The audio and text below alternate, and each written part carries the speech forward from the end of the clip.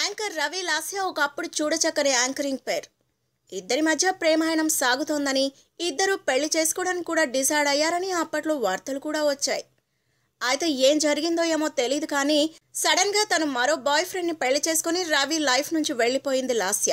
అయితే రవిపై లాస్యకు ఎంతో కోపం ఉందని కొందరు చెప్తుంటారు. రవి సైతం తన సన్నిహితుల దగ్గర ఈ విషయాన్ని చెప్పాడని టాక్. అయితే రీసెంట్ గా చలపతిరావు ఇష్యూ విషయంలో తాను ఇరుక్కుపోవడానికి కారణం లాస్య అని రవి రగిలిపోతున్నాడట. తాను స్టేజ్ పై మాట్లాడిన మాటలు 3-4 రోజుల తర్వాత వైరల్ అవ్వడానికి కారణం లాస్యకు చెందిన కొందరు స్నేహితులే అని, వాళ్లే ఈ వీడియో గురించి సోషల్ మీడియాలో ఎక్కువగా ప్రచారం చేశారని రవి ఫైర్ అవుతున్నట్టు తెలుస్తోంది.